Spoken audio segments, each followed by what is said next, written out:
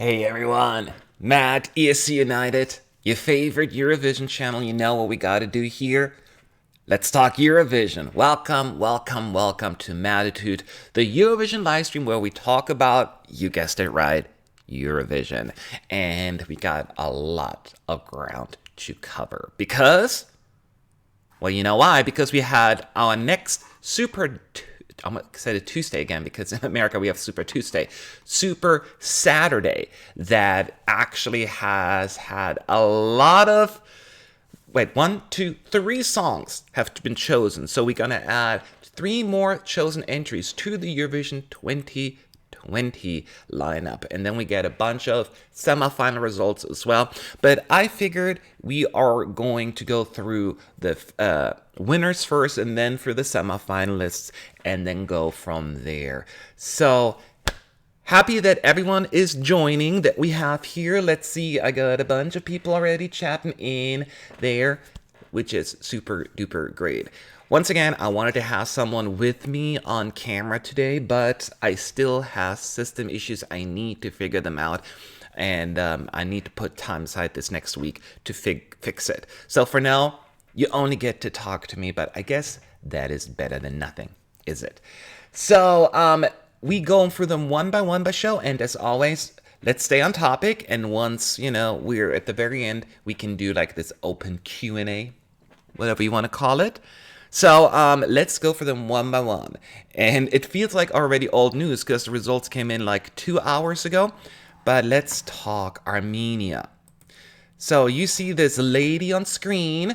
This lady is going to represent Armenia at the Eurovision Song Contest 2020 in Rotterdam. Her name is Athena Manoukian. And the name of the song that she is going to perform is called Chains on You.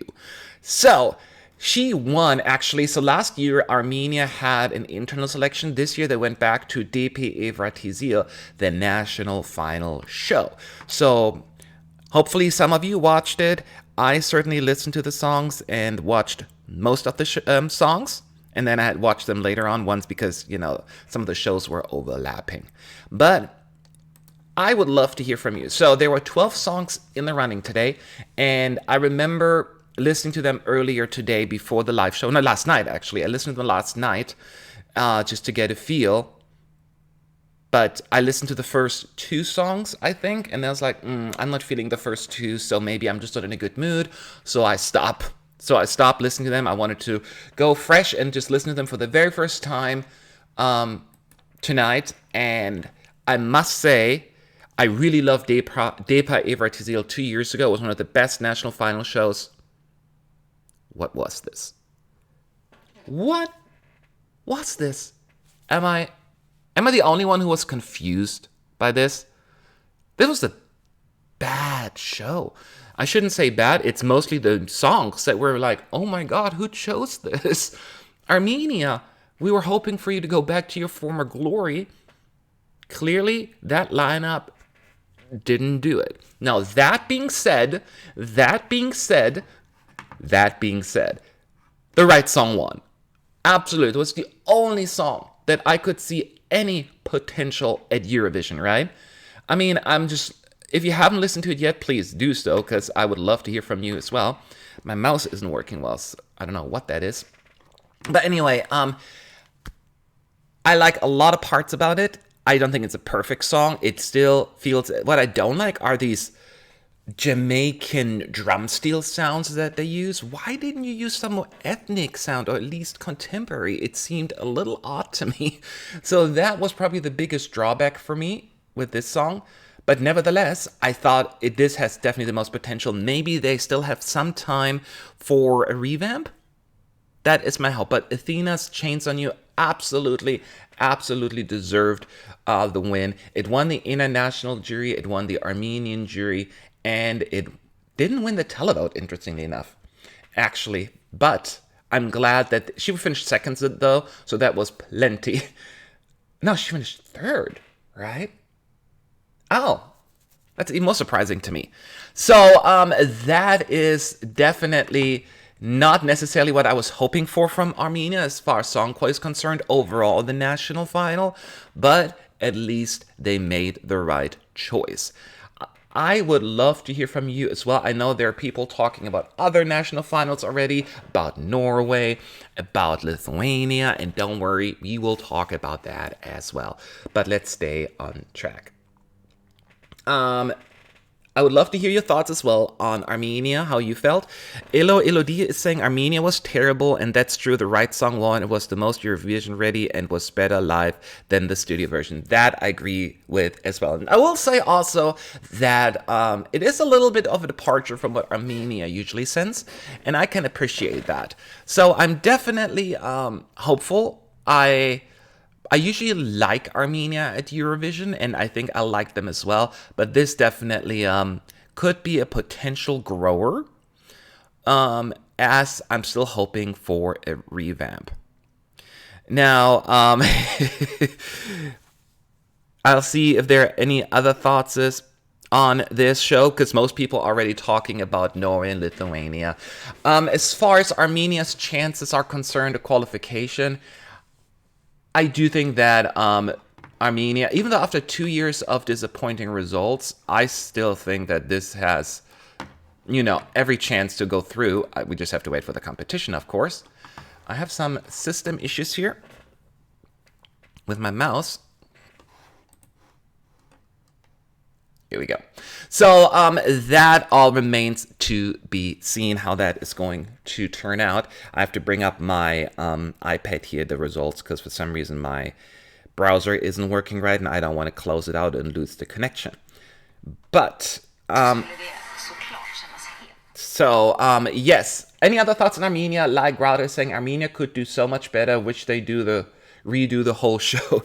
Yes, so I'm glad, because I didn't see any other opinions about Armenia online, because I was really busy this week. So this was really my first real opinion as well. And I was like, this wasn't that good, was it? I'm glad that it wasn't me being whiny. But yeah, so Armenia, by the way, in case you're wondering, is also in the second semifinal, which is probably working in their favor. They're also going to be in the second half because, we all talk about the semi one having all the big hitters. By that, I mean the countries that tend to do really well at Eurovision: Sweden, Russia, Australia, Azerbaijan, Norway, Ukraine. So at least Armenia is in a group where, they feel like have a little bit more wiggle room there.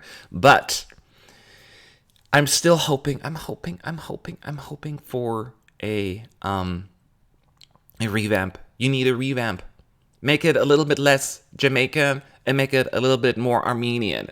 Do you know what I mean? Maybe it's just me. Maybe that's just me. But of course, I wish her the best of luck. And Armenia, after 2 years not qualifying, it would be kind of sucky if this were to happen again. So this is my thoughts on Armenia. So we had another show, and I think a lot of people have a lot of opinions on that. The show just finished in Norway. Norway came to a close. And, we have a winner. Now, Melodi Grand Prix, in case you haven't watched it yet, they did a very, very elaborate setup this time around. And they had, instead of just one big show, they had 5 semifinals and then the final show. So 5 songs came from the semifinals, and then 5 songs were already pre-qualified. And it was an interesting lineup. So the 5 songs that qualified were Riley Wild from the semi, Magnus Boken, Over the Sea, Kristin Husoi, Pray For Me, Ryan Alexander, One Last Time, and then Lisa Vasilieva, I Am Gay. So we had these songs, and then they were joined by the direct qualifiers, Dietrich and Emil Ade Air, Akuvi Som Du Er, Tone Damli, Hurt Sometimes, Sondre, Take My Time, and Ulrike Brandstorp, Attention. So those were the 5 songs, and how it works in Norway, out of those 10 songs, 4 songs will move on to a gold final, if you will. So then the juries and televoters, I believe they voted. Oh no, in all rounds of voting, Norwegian viewers chose the winner alone. So there were actually no juries this time around in Norway. So the 4 songs that moved on, and I will tell you my opinion about these songs in particular, were Kristen Hussoy, Pray For Me, Lisa Vasilyeva, I Am Gay, Ulrika Brandstorp, Attention, and Riley Wild. So just in case you watched our live streams before and watched my reaction videos, my personal favorites were clearly, to me, Magnus Boken, Over the Sea. And as you can see, he didn't even make it to the next round. So I was very disappointed by that. And then my other favorite was Riley Wild. And that one made it at least to the next round. So baby steps, I suppose. I was very happy about that. And after tonight's show, I must say there were some other songs that kind of really I started to like, that weren't on my radar before as much. But ultimately, what happened here was that after that result came in, 2 more songs were eliminated, and that was Riley Wild and Lisa Vasilyeva, I Am Gay. Ultimately, then we had the gold duel at the very end between Kristen Hussoy, Pray For Me, and Ulrika Brandstorp, Attention. And ultimately, it was really close, actually, it seems like it, with the results as they were coming in. They came in by region. But ultimately, it was Ulrika who ended up victorious and is going to represent Norway at Eurovision with the song Attention. The question is, did she get my attention or your attention? As I'm looking at the chat, I see a lot of opinions, and I would love to hear from you as well. And I will share mine, but keep in mind, this is my opinion, and it's okay if we disagree. At ESC United, Ulrika's song, to me, is very professionally done. Everything feels right about it. She sounded good. The production is fantastic. And it's just a pretty melody. Absolutely. I have nothing bad to say about this. The only thing I will say, people know that I love Italy. I just don't have the same connection with Attention. Attention is missing to me the emotional impact. It's sung perfectly. It just doesn't speak to me, I guess, as much as I wanted to. I really want to like it, and I'll continue to compare it to Never Give Up On You from the UK a couple of years ago. I just feel this song doesn't really, it seems nice, but it just doesn't touch me. It just doesn't touch me. So I was actually ultimately rooting for the other song in the gold duel because it's had a little bit more of an Adele feel to it, I guess, and that is definitely what I like. But I wish Norway the best of luck. Is it going to be in my personal top 10? Probably not. It just doesn't speak to me, the song. I find it a little ordinary ballad. That is it to me, but clearly I must be in the minority because there was no televote for the super finalists. Or backup jury picked the top 4, people are saying. Oh, see, I did not know that. So a backup jury picked the top 4. I think that, oh, interesting. Okay. That is interesting. I did not know that. I misread that. So, so some people are only allowed to vote for the last 2 songs in the golden final? What? It's very Lucy Jones, people are saying. So, keep in mind, the chat has like a 30-second delay here. But, yeah, so I see a lot of people kind of agreeing with me, but of course not everyone, as I can tell as well. I do want to be very careful with the way I say things because it is a good song and people clearly like it. But sometimes songs speak to you and some don't, and that is just how I feel. Now, Riley, as I point out, was one of the songs I enjoyed, maybe for the wrong reason, because it is lyrically a little like, oh my god, who put this together, right? But nevertheless, I enjoyed it a little bit more. It was at least a fun song, and yes, did I get emotionally attached to it? No. But it was the fun factor that completely was just the main selling point here for me. People are saying the voting in Norway was quite messy, and I will agree with that notion, because I didn't quite get it, especially when you don't speak Norwegian. I didn't know what was going on. I don't know why they have to make it so complicated. Either make it a televote or make it half. What's so difficult about that? I don't get it. I don't get it. And yeah, last year Norway was one of my favorites, of course, just like with most people. We have to wait and see what the competition is going to be like. But yeah, people mentioned Lucy Jones, and I just get the same vibe here. But that doesn't mean that's automatically going to translate into the same results. So, But yeah, it wasn't my night in Norway because my top 3 didn't do too well. But I wish them, of course, the best of luck, Norway. Somebody has to. Visma is saying you probably talked about that. What do you think about Kingdom Come and how do you think it would do in Eurovision? I will talk about Sweden in just a moment. Elodie says, I love Attention, but I do agree it's missing heart in the interpretation. It's technically and vocally perfect, though. That is exactly how I feel. It is executed like... But sometimes, if you don't have that spark, I don't know how it will translate into votes for people. And that is just how I feel about it. And you can't like them all. You can't like them all. The system broke down, so a lot of people could not vote at all. That is bad. People are saying, so the voting broke down in Norway, and therefore a backup jury selected the song. Oh. Hi. That can't be good. So, but yeah. Adrian Funk is saying Attention is so much better than Never Give Up on You, though you have to admit, Adrian, I guess so. It's subjective. I feel similar about them. It's just a kind of music that feels a little bit... It's just a specific genre, and I love me some good ballads. I love Italy. I just cannot access this kind of music.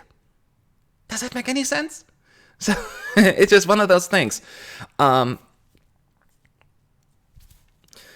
we have to wait and see how that's going to turn out. And let me take a look at that again, because I forgot what semi she is in. I scrolled too far down. All right. So Norway is in the first semi, right? So that is, again, we don't know the songs, but considered a little bit more of the tough one based on the competition. We don't know how many ballots we're going to have in the running. It's very interesting because Attention seemed to me like the kind of song that was very popular, like a fan favorite up front. And for some reason, in the past couple of years, I was always with the fan favorites. This year, I don't seem to be as much in line with the fan favorites. Australia, I didn't care for. Norway, I'm just okay with. And so maybe this is not my year. We shall see. But it doesn't mean that they're going to do well. But I'll tell you like my current ranking at the end as well, just to get an idea. But anyway, so this is what's happening in Norway. So many, I cannot even mention what we're going to do an open Q&A at the very end. So don't forget about that. So the next country, the third and final song that was chosen today came from Lithuania. Uppsala. Lithuania, I had a graphic up, but it's not coming up. Lithuania, after like, I'm counting 4 heats, I think, and, well, 3 heats and 2 semifinals, we narrowed down the songs to 8. 8 songs made it to the finals. I did a reaction video about 3 days ago or something like that. So if you haven't seen that yet, make sure you check it out afterwards. If you've seen it already, you know my opinion. I know you're going to ask, am I on fire? I am on fire. Yes. The Roop. I was so nervous, and it's all your fault. Your fault, people, that I was nervous. In the comment section, you keep talking about, oh, the jury is going to ruin it. It's going to destroy it, the chances. And I was like, no, don't tell me that. So I was totally mentally prepared for this one to go south. Well, this is not south. South is down there. But you get what I mean. So I was already like, okay, it's going to continue my bad streak today. But no, not this time. Lithuania officially is sending On Fire, The Roop, and it won the televote. I saw the screen by a landslide. They got like 30-something thousand votes compared to the second place, which got like 10,000 votes or something like that. So I felt good. Okay, so we got the 12 points from the televote, but you all told me the juries are going to ruin it. And they didn't. They didn't. They put it in first place as well. And I am stoked. Now, in all seriousness here, On Fire is unique. It is different. And is it out of the box and a little bit more of a risky choice? Absolutely. But Lithuania, you can do it. This song, and I will say right here, right now, it's my favorite Lithuanian entry ever. Yes, Lithuania has not been that high up in my ranking. But they've never been in my personal top 10, I think. I have to think back. Yeah, I don't think so. So they have a really, really good shot. Really good shot in staying in my top 10 this year. I love it. I love it. It's quirky, but it's fun. It's memorable. I love the singer's charisma and style. He has like this erasure kind of vibe to him, but I just love it. I love the staging. Yeah, people might think it's silly, this but it works. It's memorable, and the beat is sick, and it is so good. I cannot wait to listen to this in Euro Club. It is so good. It is so good. I am so happy. How dare you telling me that? Can you do the Roop dance Latvian? I don't know. I've only seen it twice, so I only know this part, and then like this. Something like that. I'll work on that. So by the time I arrive in Rotterdam, I have it all down so I can take over in case something goes wrong. That was definitely the only one I had any strong feelings about in Lithuania. Very strong feelings. The rest, the Lithuania lineup to me was overall just. I liked Monique. Monique was my second favorite, and I think she also finished in second place overall. And I think I'm okay with that as well, but I would have been actually very disappointed if she would have won. Any other winner but the Roop would have been a disappointment. Daniel Ellie is saying, I love On Fire, but better than Leva? I don't think so. Leva is probably my second favorite. I know she's not pronounced Leva. It's like Lea. It's a really weird name. Way to pronounce her name. I forgot. She wasn't my top 10, but she was definitely probably my favorite up until now. But no, On Fire is absolutely my favorite. So any other thoughts about Lithuania? At ESC United, I met you love the Lithuanian song this year, but as you always tell us to share your opinions, I must ask you, do you really think that it has any chance of qualifying? I cannot see that. Lithuania always has a good chance of qualifying. Even when they have really meh songs, they tend to do really well because, let's be real, Lithuania has a good amount of friendly votes, right? They're gonna get, let me see here, they're in the first semi. Ireland will give them really high points. Norway will give them a lot of points. Russia will give them a lot of points. These countries, lots of, diaspora, look at the voting patterns. So in the televote alone, Lithuania will do pretty well, just by the fact it's Lithuania. And then, yes, this song will stand out. Now, I'm maybe worried about the juries. Maybe. I'm not saying it's a sure qualifier, but I think it has a really good shot at qualifying, I think. Just looking on the base setup here for them. Yes, you may say they don't have Latvia and they don't have Estonia, but they have plenty of support there. So I am not too worried about. And yes, Lakenstreck saying always 12 points from Norway. And I'm sure that also it's going to be quite a side, but they're going to get a few points from Sweden as well. And as pointed out, Ireland, usually always 12 points. I don't think UK is voting in this semi, are they? Yeah, they're voting the other one, so they don't get points from there. But don't freak about it too much. Ints is saying Lithuania had the best national final today, and I stand by that. I agree with you. Although, I will say, one thing they need to learn, build suspense, right? Like, the results were kind of boring here. Like, okay, here are the votes from the televote. Bloop. On screen. I'm like, okay, there's the ranking. And here are the results from the jury. Blup, on screen. I'm like, okay, this is kind of boring. I mean, it was nice because we got the results quickly, but I wish I would have been a little bit more entertaining, I guess. Or like, where's the tension music? Where is the excitement? But ultimately the outcome was favorable. So I am thrilled. So I know this is a controversial opinion, but this is my ranking for the tonight's songs that actually won. My favorite, clearly Lithuania, I'm on fire. And then number 2, I will put actually Armenia, especially if they do a revamp. You have a few weeks left, a little bit less than a month. So get at it. Get at it. Put some money into this, fix the track, and make this something even better. And then Norway is my third. I don't dislike Norway. I just want to be very clear here. Like, I'm not picking on it. But out of the 3 songs that were chosen today, I just have a stronger opinion about the other 2. That's just how I feel. Adrian Funk is saying the voting in Norway was so intense, wasn't it? Ulrike didn't take the lead until the very last set of votes. And that was very confusing because I was, please, no. Then, all right. Wasn't my luck. But that's how it goes. Matt, do you think Jagup Tuix could win Eurovision for Estonia? Well, Collins, way to go to steal my thunder, because we're going to move on to Estonia. Yes, Estonia Estilal 2020. Now, keep in mind, these are the 3 acts countries we just discussed. They selected a song tonight. The rest will be just the semifinals. And Estonia had basically back-to-back semifinals. So I didn't have the time to do another live stream then. We had one on the 13th and then one today. Let's go through the first semifinal first from a couple of days ago.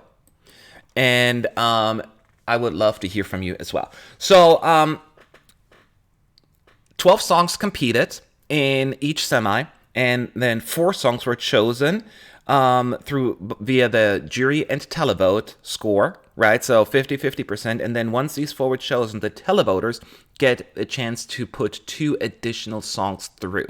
So therefore, you have 6 out of 12 qualify. 6 songs will qualify, 50% will be eliminated. You know how math works. So the 4 songs, let's talk about the first round qualifiers, were Rasmus Randve Young, Annette Colbin and Freddy Write About Me, Egert Mulder, Georgia on My Mind, and Sine Valtri and Valley Harf Mayakad. So I was probably one of the only 2 people in the World Wide Web who was actually a fan of Mayakad. It was not a Eurovision fan favorite. So I was pleasantly surprised that it went through. I was very happy about that. Rasmus Randve's Young was a clear, obvious qualifier, and rightfully so. It's a good song. Georgia on My Mind came as a semi-surprise to me, but not really. After watching it, I'm like, no, it's really fun. It gives you, that shotgun vibe, I forgot his name right now, the singer, I'm talking about. Why is the name escaping me? But I get that as well. Annette Colbin and Freddy Write About Me is actually a good song, even though it wasn't my kind of song. I totally understand why it qualified, and I am happy about that. So all 4 qualifiers that were from the first round, I get it, and I'm okay with it. I am surprised the 2 additional qualifiers. First of all, Stefan, By My Side. I thought that this one would probably going to go through easily with the televote and jury vote, because he's always like a favorite. It wasn't enough. I don't know if he just didn't get enough support from the juries or the televoters the first round. That surprised me. And Laura Break Me, same thing. She represented Estonia twice now, never as a solo artist though. And a lot of people liked that song. Not sure if the juries downgraded her in this one. But the second round, she came through. Now, Stefan and Laura both have okay songs to me, but I don't think they're in contention of winning this time around. Looking at this qualifier is the one that has been eliminated. My favorite in this semi was, again, I'm in the minority, Video Mang by Renate. I love the video game sound of it, and I like the chorus, and I like it's in Estonia. I just really, really like that song. So I am sad it didn't go through, but I kind of figured that was going to be the case.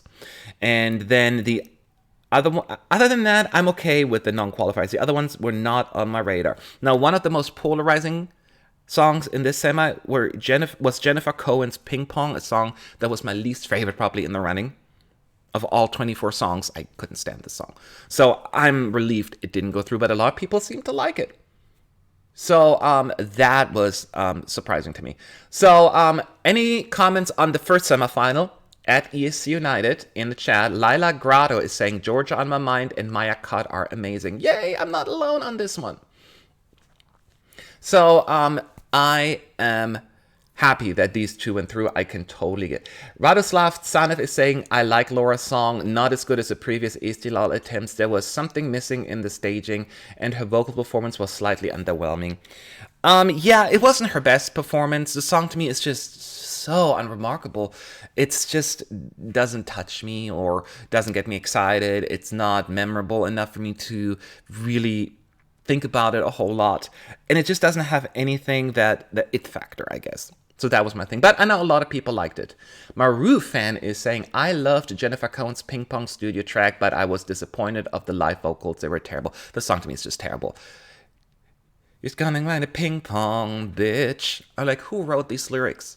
Who wrote these lyrics? Who wrote these lyrics? That is just, it bothers me so much. And even just melodically, it's trying to be like an R&B sound. And then while the ping pong sound effect is cool, not that it's the most unique thing, because Enrique Iglesias has done it, I get it.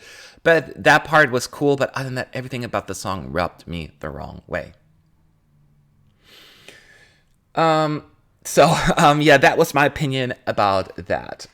But we don't know if, I don't think any of them is going to win anyway in the first semi. I think the winner will come from the second semifinal. But I said, I'm glad Rasmus went through. I'm glad Sinne Valtry went through. And I'm glad Egert Mulder went through. That song clearly kept rising in my ranking as well. So I am thrilled. Can we talk about how bad Little Mess performance was? Well, it wasn't a little mess, right? It was a big mess. I never liked that song to begin with. But yeah, the performance was really, really bad. I don't want to harp on it too much because I don't want to just pick on things. But yeah, it was not impressive, to say the least. Not impressive at all. ESC Veggie, though, believes that Rasmus Randve is going to win Estilal with Young. We have to wait and see. I think if there's a song in this semi that could potentially win the whole thing, it is Rasmus. I will give you that. But let's talk about the second semifinal as well. How does that sound? So, same thing, for the 4 qualifiers from the first round, 2 second round qualifiers, and then 6 total overall qualifiers. So the 4 direct qualifiers were Yuku Suviste, What Love Is, Inger, Only Dream, Jakub Tweaks, Beautiful Lie, Traffic, Ux Kortville. And then after the juries and televoters decided, the televoters had another say, and they decided to put Udusep with I'm Sorry I Messed Up Through, along with Shira Out in Space.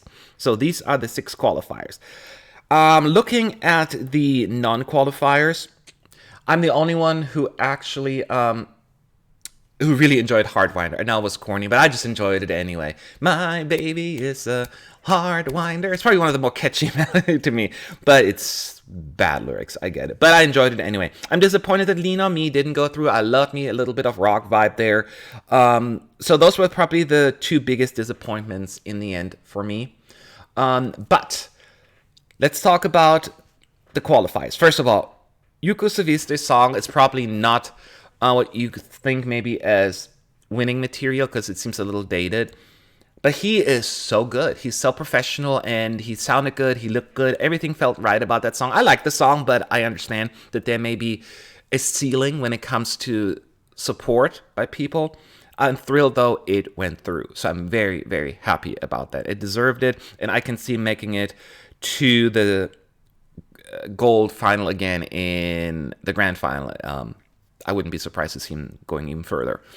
The next one was Inger, Only Dream. Only Dream to me is another song that just didn't cut it for me. And Inger's voice just is not for me either. You're to be my only dream.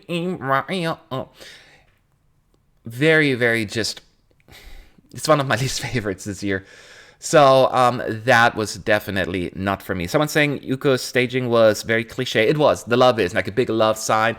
The staging has been very, have seen it all before, but it worked. He just delivered. To me, I feel like he delivered. Then let's talk about Jakub Tuisk, Beautiful Lie.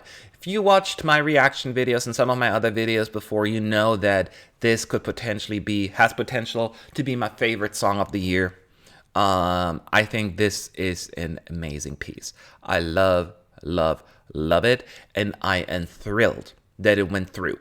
It absolutely deserves it. And something else I want to say, the staging was fantastic. You know, that little dance thing, like similar to the video. And then the effect during the big moment, yeah, with the water and the water drops was really, really effective. So visually, it was like, what? So well done. And it pains me to say this, because it is maybe my favorite song. I wasn't impressed with his vocals. I'm worried that the song is too big for him. Especially like during that big grand moment. He's singing like in his low voice. Oh, and then he goes in this high pitched voice. The second half, then he was sharp. So sharp. And that really took me out of the moment because it's supposed to be such a grand moment. So my suggestion here is to the team in charge, crank up the backing vocals, let them all blend in together, just like in the studio version, because right now it didn't sound right. It was uncomfortable to my ears. And it pains me to say that. It pains me because I still want the song to win. So that was my thinking. And then Traffic Ux Kurvel is the other one. It is just such a charming song. Isn't it charming? You just can't help it but like it. It's so likable. And I like the lead singer. I like his voice. I like his profession. This group seems like a coherent group of artists. It feels right. And I really like that song. I had a few issues with some of the camera work. There was too much spinning in the beginning, which is fine. Keep spinning, but it was going almost too fast. I was getting dizzy, and you want to focus a little bit on the people, but it got a little bit uncomfortable at some point. So maybe they can fix all of that. But that, at least, was my opinion. So I like that song very much. Now, the other two songs that came through for the second round voting, Udo Sepp, I'm Sorry I Messed Up, it's a nice song, and I think it deserved the finals. I don't think it's going to win, but I'm glad it got the second round ticket, whatever you want to call it. And then Shira Out in Space. Now, Shira Out in Space, I saw on a lot of fan polls and on our forum on ES United as one of the favorites. People just loved it. I also didn't quite get into it as much as some of the other songs, so it's not high up in my ranking, but I get it, why people like it. But it's not going to be one of my personal favorite contenders there. So, if the Beautiful Light team can fix the sound issues, I'm still on board. That is my only thing. Would love to hear from you at ESC United. So I'm answering your questions on Estonia. Emmanuel Savlaris is saying Traffic staging was very intimate. It was very intimate, and I liked the idea. I said, just cut back on the spinning. It was a little bit too much. I loved how it felt like they were in the audience and spinning, like it's just like a very acoustic band almost. And that part worked really well. Just fix the spinning. What if Georgia on My Mind wins Istiklal? Then as much as I would hate not to see Beautiful Lie win, I will always have Beautiful Lie as the studio version available, right? The song is never gonna go away. And that's how I learned to accept Eurovision results. Because for many years, I got so upset about my favorites not winning that I just wanted to stop watching. But in the end, the song will always be there. Just not going to Eurovision doesn't mean that it's going to be erased from music history. So I am okay. So I am definitely hoping still that Beautiful Light will fix it. And in case someone asks me a question, I don't answer them, feel free to repost them at ESC United. Marufan says Shira is so good. I hear, as I said, a lot of people like it. This is where, we all have different thoughts and opinions. But it's an okay song to me. It's like somewhere in the middle for me. It's certainly not by any stretch bad at all. Not at all. What did you think about the sausages, LMAO? Okay, now I feel bad. I don't know what... Oh, the sausages at the beginning. I'm like, what I hated that song, and I didn't get it. It's laughable. It's ridiculous. Every once in a while, you know, you're trying to have like a comic relief, a silly song, but there comes a line, and that line they've crossed like 18 times for me. So that's all I'm going to say. I don't get why people are saying that they already have a winner for 2020. Not all songs are there to be judged. Jade, when people saying their winner as of right now, so if I look at the songs that have been released so far, this is my number one. Clearly, there is still a lot of, we are now at 9 songs, right? So we still got over 30 songs to go. This can all change. I think when people say that, they're referring to what's out there so far. So, that is what we have about Estonia. The show will be, I think, next week, the final. So stay tuned for that. We got a few other, a couple more shows to cover real quick. Let's talk about it. The next one is Sweden, Melodifestivalen semifinal 3. So you all know how Melodifestivalen works. 7 songs compete in each semi, 2 will go to the grand final, and then 2 will move on to the second chance round, where they basically have a 50-50 shot still making it to the finals. Let me just say, this to me was the weakest semifinal so far. There's not one single song in this particular semi where I was going crazy. Still so far, I'm going to talk about my favorites in just a moment so far. Yeah, none of these songs really wowed me. But in case you're wondering, the 2 songs, the 2 acts that went through directly to the grand finals, you see them on screen here, Mohambi and Mariette.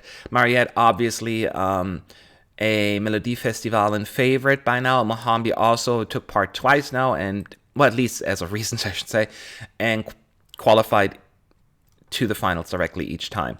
Now, I will say, Mohambi winners probably deserved the most to go through. It felt the most slick, the most complete, and it felt right to me. It was good. It was a good effort. I'm not going to deny that. It's just not my favorite. It just, melodically wise, and just, it seems a little like, okay, in the studio version, it's probably not going to be as fun, but he is a good live performer. I will definitely give him that. And the Mariette shouted out, it was good. Yeah, I think now looking at it, at first I was like, Mariette always qualifies no matter what she sends. But looking at now, I'm like, it probably makes sense. Probably makes sense that she went through.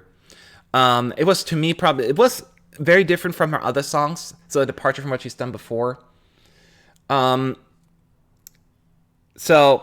I didn't like, but one thing she did that bothered me, pet peeve of mine, and that is, you know, she's singing and then she just grabs that guitar at the very end, fake playing. I'm like, why? Why? You didn't have the guitar the entire time, and now this little gimmicky guitar thing? Get rid of that. Get rid of that. It's stupid. I didn't like that. I didn't like that at all. Why do they keep doing that? We know that you're not playing it. At least if you play instrument, play fake instrument, play it like you mean it. So that is just how I feel about it. What happened to your favorite for the semi? Someone's asking. I'll tell about in a second.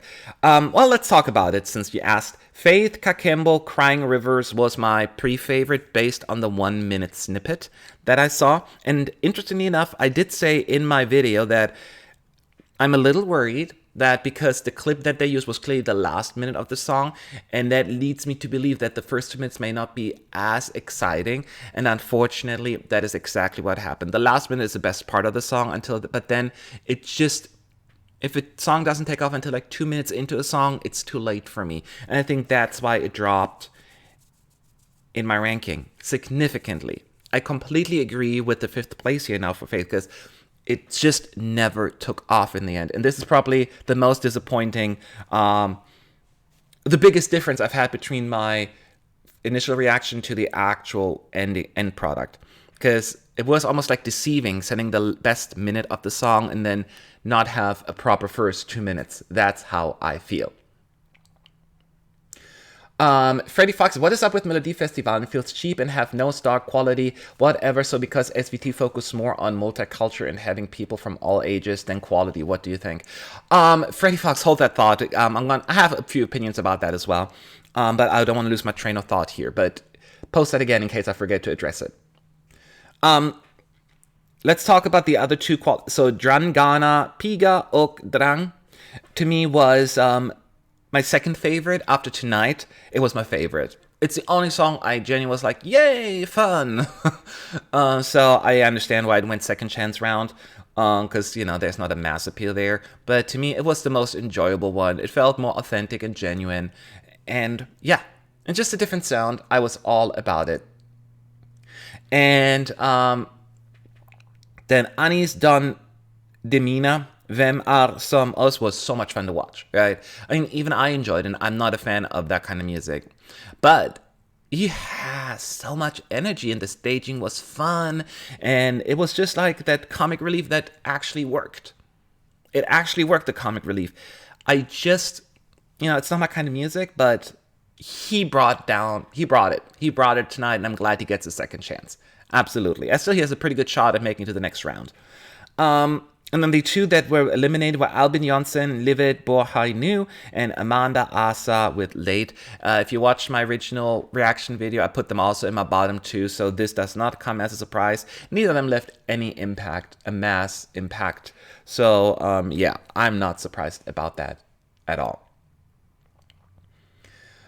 So any thoughts or questions on Sweden? Please post them now at ESC United. And while we're doing that, I'll tell you right now, I don't necessarily can rank them yet, but my favorites so far are definitely, in no particular order, The Mamas, Move, Robin Bengtsson, Take a Chance, and Anna Bergendahl, Kingdom Come. Then Daughter is my fourth place, and Mariette and Mahambi, definitely. I liked all the qualifiers from the first two semis better than these two. None of them I dislike. They're not many dislikable songs have qualified. We have to wait and see because we have one more semi. If the winner is there, a lot of people thinking Hannah Firm is the winner, but we don't know the song yet. Yeah, so this is my ranking as of right now, those three. If I had to rank them, I don't know. I guess I would put Anna Bergendahl in third place. Robin Bengtsson in second, and the Mamas in first, I guess. So, let's see. Freddy Fox, you restated the question. Thank you for doing that. What's up with Melody Festival? Feels cheap and have no star quality whatsoever because SVT focuses more on multicultural and having people from all ages than quality. What do you think? Now, here's one thing. I cannot talk about multicultural. I don't know exactly how that's really pan out. If it's disproportionate whatsoever, I don't know Sweden well enough to really comment on that. I will say that I do like that there is a nice range in age, because previously, do we always want to have 16 to 20-year-old ones doing this? No, we want to have a little bit more of a mix. And keep in mind, one thing is very important. This show, Melodifestivalen, is not just to pick the Eurovision representative, right? This is almost like a standalone show. More people often watch Melodifestivalen than Eurovision. So this is not just for that one specific purpose. So you need to represent all people's taste and interests and genres to have a broad appeal, because lots of people watch this. Lots of people. And you want to not just have, the daughter singing, very contemporary music of the year 2020. So this is basically what my opinion is about that. So excited for next week because of Hannah Firm, but so far my first, the Mamas, honey. Tim Schmide, yeah, the more I think about it, I think the Mamas are definitely my favorite, which maybe doesn't come as a surprise considering I loved Too Late for Love, last year. So, I'm hoping for a couple of more good songs. This isn't it's a decent Melody Festival, and so far last year I loved, after hating 2018. I didn't like any song in 2018. It was probably the weakest Melody Festival in many, many years. And even prior years Melody Festival really struggled meeting my personal taste. Last year was really good, and this year they have some good options there. So, Visma is asking, so how do you think Kingdom Come would do in Rotterdam? Here's the thing, I really enjoy Kingdom Come. and I wouldn't be upset if it won. I just don't think that this would really be the best choice for Sweden if they are looking for a great result. I think it is very specific Swedish, the sound, and I think it's not as contemporary and modern. I think it's a little bit behind in time, and I think it would hurt its chances in 2020. That would be my thinking here. But I could be wrong. That's just my analysis as of right now. But I like it. Do you agree that Anis Don Demina song sounds like Can't Hold Us? I don't think I can think of this song Can't Hold Us right now, so I can't even answer that question. Ben Jeffrey saying, Melfest leaves me cold again. Hope Victor Krona comes up with the goods. Oh, that's right. I forgot. Victor Krona is returning. Not returning. Oh, he's technically returning. He's been to Melodifestivalen after representing Estonia last year. Now he's trying to go for Sweden. He is Swedish, so I guess it doesn't come as a surprise. Hannah Ferm, of course, a big name for next week. Ellen Benediktsson, I loved her previously with Songbird in 2014. I think, it's beautiful. I love that. And yeah, so it's going to be tough. We have to wait and see. Well, get ready for the American version of Melfest next year then, Anthony is saying. Yeah, I know, right? I'm sure you're referring to the American Song Contest. Oh, that's a whole nother story we can definitely talk about at the very end. But this is my thinking about Sweden, and I feel as there seems to be different opinions, but overall it didn't seem like a lot of people had a strong opinion about the third semi. I'm not the only one. MK is saying Melfest needs a revamp for me. Do you agree? I'm curious to hear what kind of revamp you have in mind, meaning how the results are being counted. I think that they need to have a revamp in song selection, I guess. Have a little bit... It seems too producer-driven, and it bothers me. That bothers me the most, more than anything. So that I would be very much in favor of having changed. So yeah. So the next one we can quickly talk about is another country that had another semifinal today. And it was the second semifinal of the night, of the year.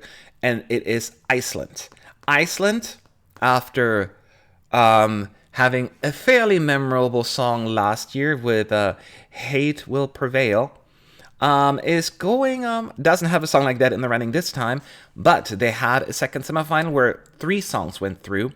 2 directly advanced by the televote, and 1 was a wild card. And one of the names of the song is I don't know how to pronounce that. Gakna Magnit qualified, as well as Eva and Oculus Videre. And then the wild card was Nina Echo. And I feel bad right now because Nina Echo, I forgot about that one already. I listened to it twice. Isn't that terrible? That's usually not a good sign if I don't even remember the song right now. But congratulations to you. I guess it just doesn't stick. But let's be real here. And once again, if you watch my reaction video to the Icelandic thing, it shouldn't come as a surprise that I am over the moon, that Eva Oculus Videre is through, and let's be real here. This has to be the winner in Iceland. It has to be done. Cancel the national final, just send her. That's what I'm saying. So I am over the moon. I mean, I'm not too surprised. Would I pretend that I'm shocked that she went through? No. But it's always said, oh my God, because people mess it up all the time. Or she could have really messed it up live. There's so many, factors that could have played into this. But thankfully, we don't have to worry about that because she's through. And I know that there are a lot of fans out there who will agree with me. I'm sure there are a handful who don't. But overall, I think that a lot of people are excited. So I am thrilled. So this was a mixed bag today overall, this day, I guess. But Iceland delivered. I'm cautiously optimistic that they are going to make the right choice here. I mean, they just have to. And I feel like they're going to. So, any thoughts on Iceland? I mean, I think most of us in agreement at ESC United in the chat. I would love to hear from you. Laila Grado saying, yes, Matt. Yes, I agree as well. Do you prefer Eva or Jakub's song? Oh, Thomas, I'm going to ban you now. You couldn't ask me that kind of question.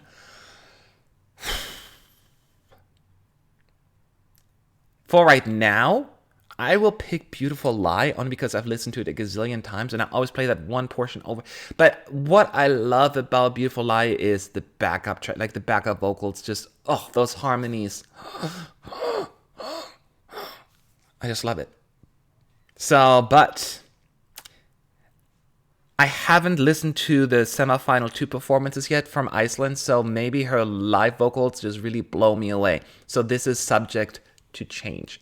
So relax, relax, relax. Do you think Iceland can win Eurovision 2020? I'm hesitant to call Oculus Videre a winner. It just has a lot working against it, not because it's a bad song, but this kind of sound song often doesn't necessarily translate into a lot of votes at Eurovision in 2020. But you know how it works sometimes? I guess I can use Salvador from Portugal. No, this was not a Eurovision friendly song, right? When a song connects, whether it's lyrically, melodically, or just on a personal level, crazy things can happen. So could it pull a Salvador? Maybe. Maybe I'm just hesitant because I don't want to get my hopes up. Because Iceland is one of the countries I want to win the most, in general, anyway. So, but right now I'm trying to be realistic. Not that I don't want it to win, because I'd be fine with it. My gut's telling me no. Gucci Gucci is saying, Eva sounds exactly like the studio, only that the backing vocals were a little bit low. See, that's one of my concerns, and I said the same thing with Estonia this time around, and I criticized Michael Rice last year in the United Kingdom. When you have a really cool backup vocal moment, like the gospel part, crank it up. Sweden did it right last year. When you listen to the studio version of John Lundvik, it's not as exciting than the live version when the Mamas come in with the big, great vocals, right? And when you have that, take advantage of it. So crank it up then. Eva, it's not because you cannot sing, because clearly if you sound like a studio version, we're good to go. But it just adds a cool little depth, like this layer that's really, really fun. So, yes, that's how I feel. And then last but not least, and then I'll open up for general questions overall, is Ukraine also had a semifinal today. And gosh, I loved my time in Kiev a few years ago. I wouldn't mind going back there. It's dirt cheap too. But I will say, I was not very impressed with last week's semi, and I cannot say that I was like over the moon about this one either.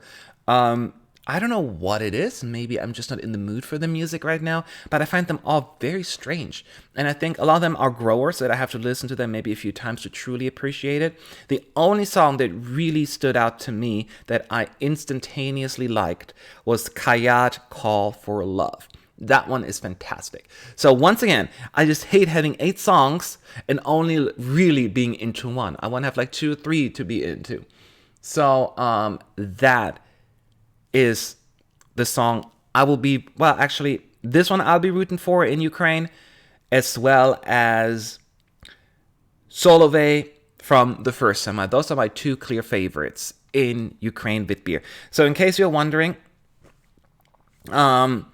Kaya to Call for Love qualified. David Axel, I always giggle at David Axelrod because that's the name here in the United States, a politician, with Horizon and Dworki Bonfire. And I guess my guess is that Bonfire may be the favorite to win, or one of the favorites, because it got first place with the juries and the televote. So I would love to hear from you where you guys are heading in Ukraine. Anyone else on Team Kayat, or who was your favorite? So, yes, as I pointed out, I'll be rooting for Solove and Call for Love in the finals. Sabrina De Volder is saying Ukraine went down because of what last year happened. Nobody can let me forget Maruf. Bang. Bang. Boom, boom, boom, boom, boom. I know, right? We didn't get like a uncomfortable question moment this time around. But I know they know better. Maruf, they should have just sent her directly. I guess she probably wouldn't want to go anymore anyway. But yeah, that was one of the most memorable moments in a while. The Ukrainian Vitbeer 2019. Man, Did you see Benny Christ's performance in Vitbeer? What do you think about it, Jocas? Unfortunately, I did not, because I had so many shows to watch. I just watched the clips of the song, not the entire show. But I will go back and watch it afterwards. I just didn't have the time right now because there were 7 shows today, and at least had to catch up on all of the songs just to kind of talk about it right now. So unfortunately, I didn't get to it. My favorite act in Vitbeer tonight was Benny Christo. Okay, Benny Christo, in case people are wondering, is the guy who won in Czech Republic, who got a lot of pushback almost for winning. People were really upset it won. I thought it was a good song. I mean, it wasn't my number one, no, but it wasn't as bad as people make it out to be. So I'm glad to hear that live it may be even better. Jade, Funky Coffin, my roof was too overhyped. I said what I said. Okay, Jade, you may get probably a lot of hate, but you are not alone. I wasn't on the Maroof train either. I mean, come to me, boom, talk to me, come to me, bang, boom, boom, boom, and then she dry humps the stage. It wasn't for me. I like the horns. The horns was the best part of the song. Dum, dum, dum, dum, boom. Like, that was epic. That part I could play over and over again, but the whole song overall, not for me. And her soft voice, like, come to me, I'm like, The song wasn't for me, so I wasn't really into it, but I was into the whole drama. And I'm not into drama, but that one was so fascinating because it became such a cool Eurovision meme now in hindsight. So no, you're not allowed. Team Kayat all the way. The only Ukrainian song I like. Clear Right, you are on my side. Yay! I'm so happy to see that. And I'm semi-relieved from the comments that I'm seeing here that I'm not the only one who wasn't too impressed with this lineup, because I'm like, maybe I'm just not in a good mood today because I've been a little bit more judgy, I feel like it. About Norway, about Ukraine. And I only like one song in Lithuania. Granted, I love it. But you get what I'm saying. I felt like maybe it's just me. But clearly, you're all a little bit more in line. Okay. So these are the results so far. We got 3 new songs. We narrowed it down in 4 other more countries. And next week, we're going to do the same thing again for the next few weeks. So get ready, get comfortable, because this is going to be a bumpy ride. No pun intended, Mohambi. Let's open it up to just a general chit-chat. Just your general thoughts, open Q&A, ask anything you'd like. Well, as long as it's appropriate. At ESC United in the chat, and I will do my best to answer them. Let's chat. Which internal selection are you most looking forward to? It's tough. Of course, I'm looking forward to Estonia because, I really want Beautiful Lie to win. I'm trying to think. I have to listen to Serbia, the songs. I'm looking also forward to Dora. I always love Croatian's Dora. Love it. So I'm really looking forward to that as well. So those come to mind here. We don't have that many national finals. I mean, we have plenty, but so many countries went with internal selections that I'm like, I don't even know what's out there anymore. But that's probably what it is. Will you react to Eurovision? Yes, I meant to do that. I just didn't have time, and I had to prioritize. That's why I did Lithuania. I tried to do Armenia as well before the live show, but I didn't get to it. So Serbia is next on my list. So I try to do that tonight or tomorrow. Did you see Lina Hedlund's Inneverlag today in Melodifestivalen? I love it. That one was the best part. I loved it. The choreography was so cool. Like, every little moment there was so much going on. Like, with the shopping carts and the dancing and all of that stuff. That was neat. And I love Lena Hedlund. I love Alcazar. I loved her song Victorious last year when she qualified. I was like on the floor, like, yes, she qualified. I love her. I want to meet her. So I was really, really excited about that. I meant to say it earlier as well, and I said the same thing in my live stream last year.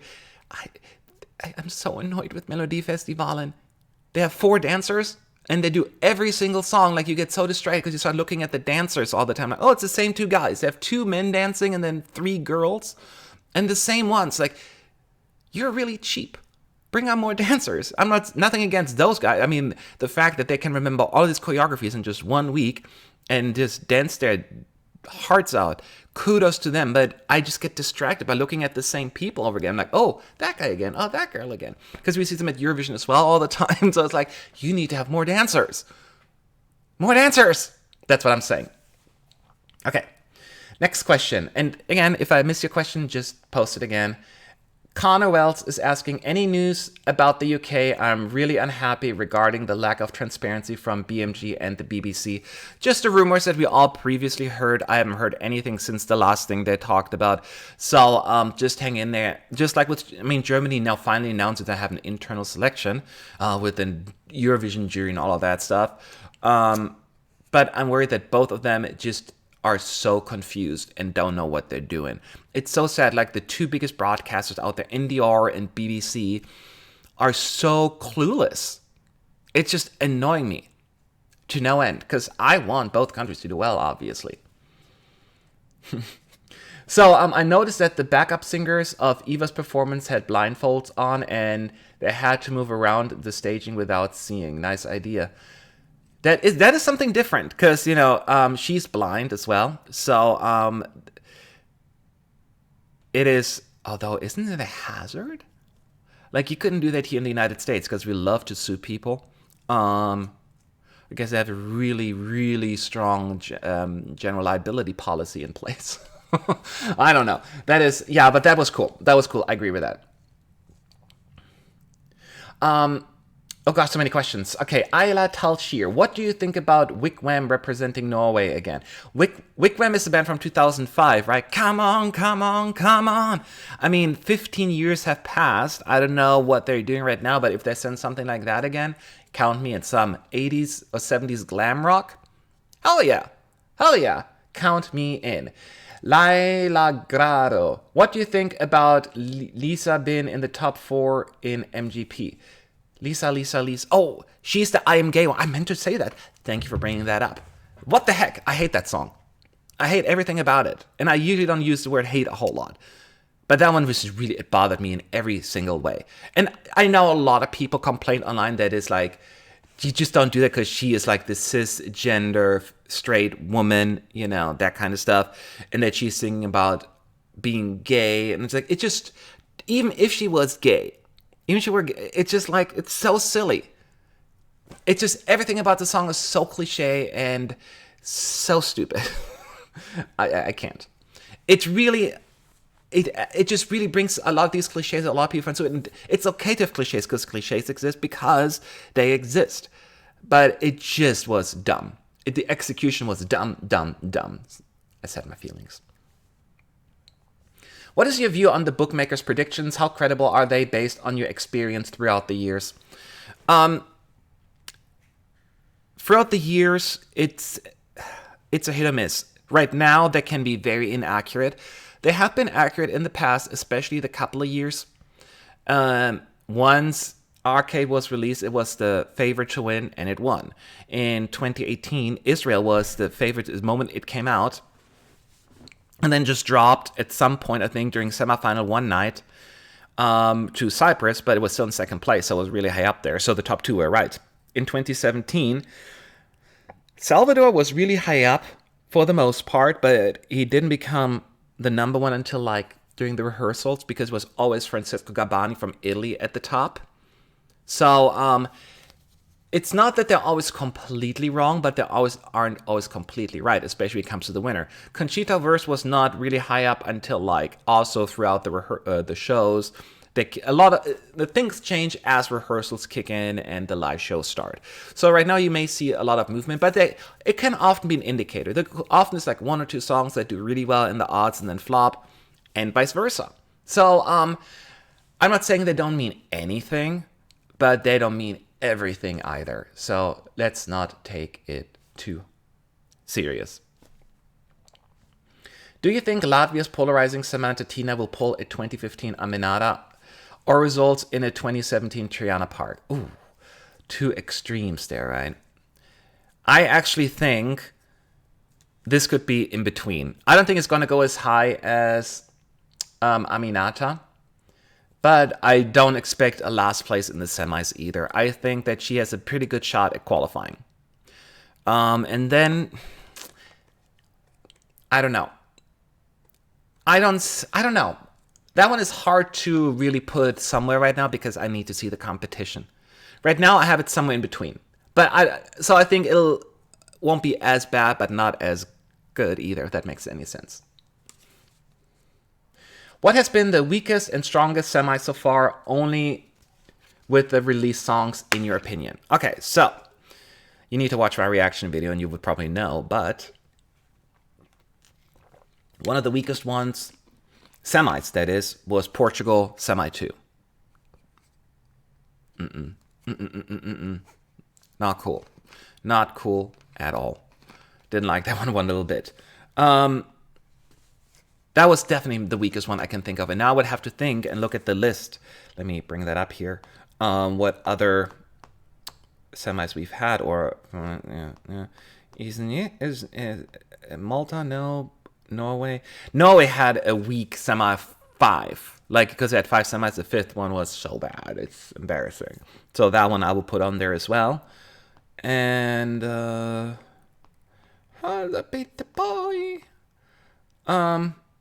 Yeah, I guess that's it. Those were the 2 I would pick to answer your question. What would be your reaction if France sends a song only in English? I have a feeling that could easily happen, actually, so I'm mentally preparing myself for that. I don't know why I would need to prepare myself mentally. I mean, it's just a song. I wouldn't be shocked. I think that they realize maybe they have to do that in order to do better. I don't necessarily think that's the issue anyway, though. I love the French language, and I hope that, because if the French start singing in English, there's no need anymore to do the 12 points anymore either, because everyone sings English. We need the French in Eurovision. It's so important. But yeah, I believe in the freedom of the artist. And if the artist is used to singing in English, I would hate for him being forced to sing in French if that's really not his forte. Do you know what I mean? So I strongly encourage native songs, like in your native tongue. But for the sake of creative freedom, I don't want to force it. So I love that I approve that there is no language rule anymore. Are you excited for Dora in 2 weeks? They have big names in there, and I hope they don't mess up like last year with choosing the wrong winner. Yes, again, everything I'm saying can be verified from my previous videos, but I said before, Croatia is probably my #1 country that I want to see win, because I want to go there so badly, and I love Croatian people anyway, although we have a love-hate relationship as of late. As of 2017, there are so many Croatians super mad at us because we did not like Jacques' song, My Friend, right? We giggled about it, and they took it to heart. But then, I was the only person who loved Crazy in 2018, and then they came back. And then last year, I was very unhappy again with the song choice. But then it seems as most Croatians agreed with that, so it wasn't too bad. But yeah, I hope that not the name will drive the win, but the song. And hopefully that's going to happen. I still don't get how Croatia chose... I can't even think of the song title right now. I dream of love, you dream of love, angels of God. Yeah, I hated that song. Okay. So, Lek M is asking, what is your top 3 right now? I have to think. I now have a top 2. I can tell you my top 2 right now are Italy and Lithuania. And if I had to put someone in the top 3, I probably right now would put Spain in there, or Albania, I think. That would be my guess. But I have to look at the list, actually. Who do we have? Spain... Italy. Latvia. Yeah, maybe No. Yeah. My third place is a tough one. Spain, Latvia, Albania, they're all kind of like there. So I'm not sure yet. What was the worst song in the Estonian selection? In my opinion, Estonia has the worst national selection so far. Don't be mad, man. I don't think they have the worst. They have a good amount of songs that I like. But the worst song to me is still Ping Pong. Got me like a ping pong, bitch. If you're gonna have a ballad in Eurovision, it has to be like Undo or Arcade rather than Attention, don't you think? Yeah, that's what I'm saying as well. I think that Attention lacks the heart and lacks the emotions. And she's a great singer. Everything is professionally done and to the point. So good. But I could be wrong. Maybe people will gravitate towards that one, but that's just my first impression. Do you rather want the Roop or Monique to win? Oh, the Roop. I already said that. The Roop or go home. Jokase, who will go to Rotterdam with EC and I? I'm looking forward to your live streams. We don't know yet.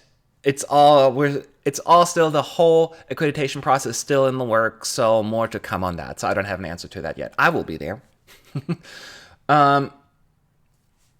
Let's see here. What do you think on Latvia's Polyester Anna? That was terrible. I don't like that kind of music. It reminds me a little bit about like I'm Gay. Is that really like breathy singing, talking rather than singing? The polyester, and I got my t-shirts. No. Did you know that the last song in Swedish was Eurovision that's sent in Finland 2012 and not by Sweden? Yes, I know that. I keep forgetting because I always say the last time Swedish sang in Swedish was when we still had the language rule in 1998. Starting 1999, we switched to English, and that's when they're stuck with that English language. And then, yes, 2012, Finland, though they didn't qualify. So maybe it's a sign. I hope not. I would love to see another song in Swedish. I love languages. As much as I'm in favor of not having a language rule, I want people to sing in their native tongue. What about the new Dutch hosts? The new Dutch host. I assume you're referring to that YouTube star that is in makeup, right? And forgive me, I forgot her name. Shanana, where are you? Her name is Nikki de Jager. She goes by Nikki Tutorials, yes. She was actually, interestingly enough, she was just here in the news like a month ago when this whole thing came out because someone tried to out her as transgender, and not on her terms, but kind of just, put in a situation that she just did on her own. Well, good for her. So I don't know her. I don't know much about her and what she... her work is, I don't really do makeup tutorials. I do it on my own. I don't need it. So I don't really have an opinion yet. I need to look up some of her work. How things are going, do you see Spain flopping once again? I hope they're not going to flop again. I wonder what's considered not a flop in Spain. Like would be like a 14th place be considered success, moderate success, or flop? Because we don't know the competition yet. I'm surprised because Spanish people are always very passionate about their entry. It seems as this year they're kind of like not as many are excited, which is always unfortunate. But that's what happens when you go with an internal choice. There may not be because they don't have that excitement. Like we voted for it, we put it through, right? And Mika had that, and especially Alfred and Amaya had that. Regardless of the outcome, people were crazy about it. And proud. And then Desk saying the new Dutch hosts are so funny. I hope they do an amazing job in 2016 and do some amazing in other acts. Defcaus, I will say, I can only talk about the three main hosts. They did a great job at the allocation draw. It was really well done. It was flawless. It was seamless. It was good. And what's his name? I'm still learning the name, so forgive me. Jan Smit, he's taking English classes because his English isn't that good. From the area he's from, I think he's from like the northern part of Netherlands, I believe. And English wasn't like his forte, but he's taking a lot of lessons, and you can tell it's getting better and better. And Itzelia is fantastic anyway. I hope they're going to do a good job. You mentioned about jokes. The thing with jokes is it's always hit or miss, especially at Eurovision, because it's an international show. People in Germany have a different humor than in Portugal or in Belarus.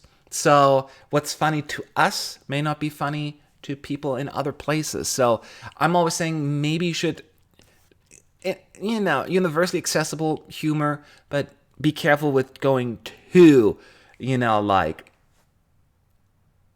too Dutch humor, I guess.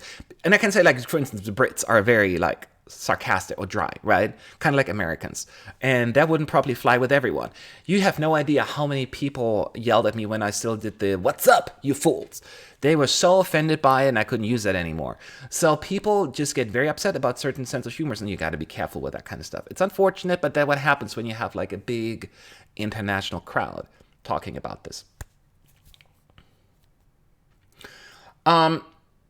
So that is my thoughts on that. So I'm sorry, there's so many questions. Sebastian is in the chat. What's up?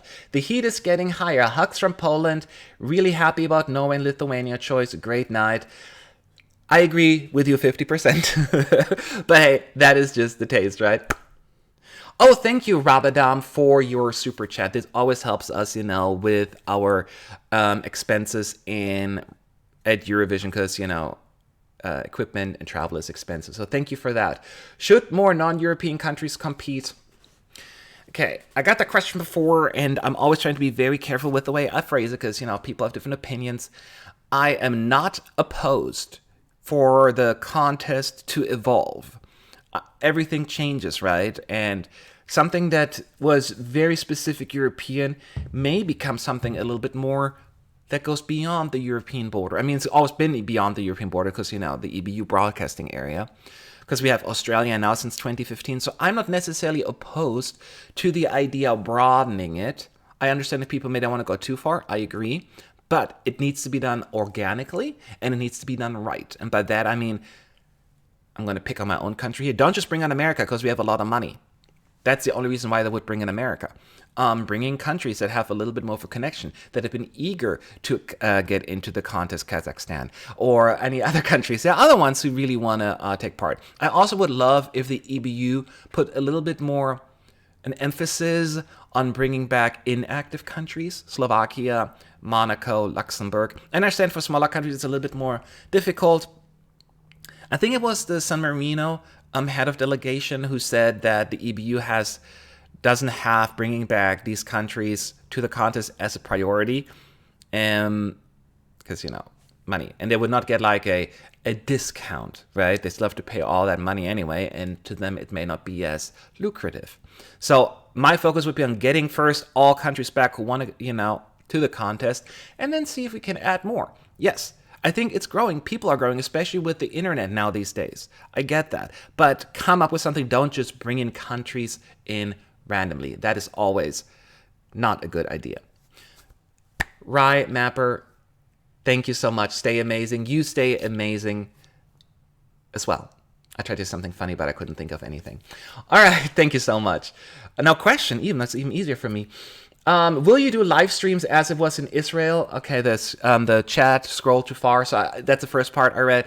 But yes, we do live streams every single time. We've been doing that for many years now, and this will continue in Rotterdam. Now, keep in mind, there may be a slight changes. It has not been confirmed yet by the EBU, but there is a chance that they're going to, how it works usually, you have like in the first round of rehearsals, each country gets 30 minutes and they get to rehearse like 3 times. They do like one first rehearsal and then they go offline for like 10 minutes or so to review the performance and make changes. And then they get to rehearse 2 more times. The EBU is considering to actually make the first run through of the rehearsal completely private. So just the first, not the entire 30 minutes, just the first run through. So the first 3 minutes. So we only get like 2 run-throughs. That could be a change. So there will be a little bit more downtime potentially, but it gives us time to actually discuss what we saw and also have a little bit more water, because sometimes we just sit there and talk and we don't get to leave. So that may be a slight change, but nevertheless, our live streams will continue for the entire 2 weeks. Yes, for sure. Will you do... Oh, we got that already. Why is the United Kingdom not making a national selection this year? Because I think they believe that since they kind of suck at it, and I mean that with all the love in my heart, they decided let's go internally again because they just trying to figure out Eurovision. They haven't figured it out yet. The modern Eurovision, of the 2000s, in 2010s, in 2020s now. You know what I mean? This century they have not done well. And I can't believe it's been in the past 20 years. They've been in the top 10 twice.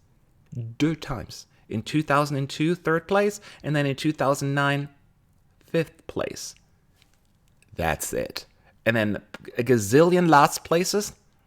2003, 2019, I'm missing one, 2010. So, yeah. So I think they're just trying to figure things out because the last few national finals didn't work, that maybe this time they can get it done. The reason the EBU does not want to bring back the inactive countries or add new ones because in a statement that the maximum countries that can ever compete are 46, 20 semi and 6 finalists. That is correct. There is a limit as far as how many countries are taking part. But we're not even at the limit. We're at 41. Now, Hungary withdrew and Montenegro withdrew. They could have tried other countries. We still have a lot of room. Bring them in. Bring them in. No, I know that we have to be careful with, but then don't bring in new countries, bring them back the inactive countries. What is the country that you are waiting the most? Well, Baco, I was born and raised in Germany, so I have a personal bias here, but I gotta go with Germany, of course. But besides that, here's the thing. Of course, I want the best song to win, but I travel to Eurovision every single year. I want to go to places I haven't been to. So, I want Croatia to do well. I want Malta to do well. Never been there. I would love for Armenia to do well. I'd love to go to Armenia. That kind of stuff. Basically, any ex-Yugoslavian country, please rock the boat. I want North Macedonia to blow us away. So that is basically, I'm looking at what country I want to visit next. Of course, that is just an internal thing that I would love to do. I will always support my favorites or the best song. But, there is a little bias. Imagine having Petra Mede and Lena Hedlund as hosts together sometime in the future. Just wow. I'm glad people like Lena Hedlund. I love her. I love this kind of personality. So that would be really cool. Yes, that would be really nice. I agree. What do you think of Kingdom Come from Sweden? I think it's a winning song in Rotterdam.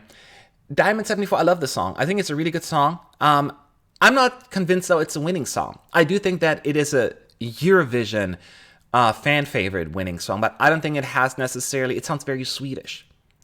And it's not necessarily an insult, because, a Swedish song's doing well, but I also think it has a very specific sound that is not quite 2020, if you know what I mean.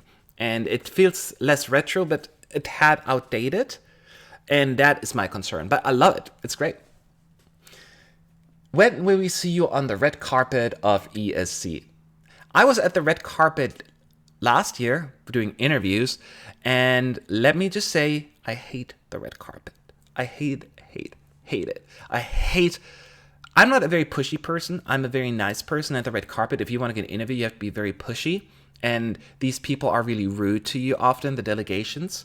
So they're not rude in general, but because they have to go. They can give if you get one question in, I don't just like rude people. I remember, I'm not going to say which delegation that was. I was like, hey, can we just talk just a quick, just a quick interview. It's like, we don't have time for questions. Not one for you. Not a single question for you. I'm like, you don't have to be rude. You don't have to be rude about it. And I wasn't rude about it. So I'm like, I hate being pushy like that. So I hate being on the red carpet doing interviews. And for some people, they can do it. It's just not me. I'd rather do it in the press center where you sign up and you talk and you have that moment. I don't like the red carpet. And yes, someone's saying it's a gold carpet this year. Whatever color it is, I don't care.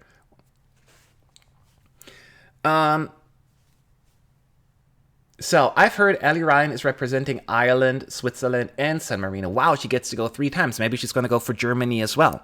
So then she's increasing her odds of winning.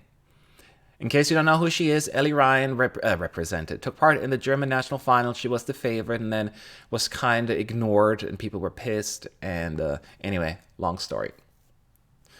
Hashtag stop mad abuse. I know, right? I'm a dainty flower. You can't do this to me. Maybe you answered this a million times, but since you were born and raised in Germany, how did you end up in the United States? You know what? You would think that people ask me that a lot, but it doesn't really happen a whole lot. Most people don't care, I guess. I came over and to work here. I was really young. I was 18 and came here for a year. I started working for Disney World. Disney World has this program. Those who have been to Disney World before, in Orlando, Florida, they have a park called Epcot, and they have one side is basically the World Showcase, where they have 11 countries representing their history, their culture, right? They have, I don't remember, Mexico, Norway, China, Germany, Italy, USA, Morocco, UK, Canada, I'm skipping some, Japan. Did I say China? I think I did. 11, I think they're adding Brazil now or something like that. Anyway, they have like a few countries. So they're bringing people from that country over to represent them at that specific pavilion. So I came over to work at Disney World for 1 year as a typical German. I was wearing lederhosen, had my suspenders, and my, it was in the really hot weather in Florida. Ugh, it was horrible. And I worked there as a German, basically. Representing the German culture. And then during that time, I had the opportunity to get switched from a regular visa to a green card and then ultimately become a citizen. So that's basically what happened. I wasn't planning on staying there. It just happened that way. Anyway. So that is how it came over, in case you were wondering. Okay, we're just going to wrap this up in just a second. There's going to be a couple more questions. I thought of you not like a reporter, but like an artist or famous person on the carpet. Will you like it then? Well, number one, I'm not famous. So no. Then I would like it. Not that I'd the attention, but at least I don't have to sit there for 3 hours waiting for the red carpet. The red carpet takes forever. Yeah, it's just not fun. So, hey, if I get my little spot somewhere and I can just do my own thing, so be it. That would be different. Okay, 2 more questions here. I feel so irritated this year because I feel like none of the Swedish songs have the it factor.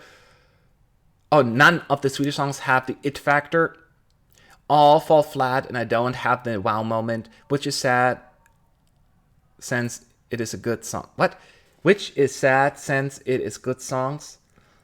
I think you mean, I don't have necessarily winner vibe there either, but usually winner song is in the 4th semi, so Hannah Firm is not considered the winning song, but let's wait and see. I get it. So, do you think that Lithuania song On Fire gonna qualify for the final? If yes, any possibilities of top 10? Both yeses. I think it has the potential. We don't know the competition yet. We don't know who they're going to fight. They're going to fight. So let's hold on to that. But yes, I do think it has the chance. Absolutely. I think it's just it's a remarkable song with a unique feel and vibe. And there's a reason why people just flock towards it, right? And it's usually not my kind of music, I thought, but it gets like almost like the 80s Erasure vibe to me, but with the modern 2020 beat to it. It just was really good. It's just really good. I love the Roop. So I'm big. It's one of my favorites this year so far. Granted, we only have 9 songs, but hey. Okay, so what do you think of France releasing their song at the Eiffel Tower? I didn't know they're going to do that. So that is so cliche. So cliche. Everything about... You have more than just the Eiffel Tower. But I guess, that's what people think of when they think of France, right?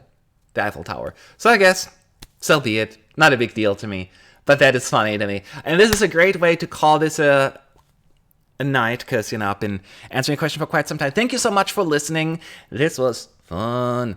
So I will be back soon. I gotta go back to work now. Have a wonderful Sunday. Are there any shows tomorrow? I don't even know. I have to look it up. I'm just really just living day by day, hour by hour at this point, just to stay on track.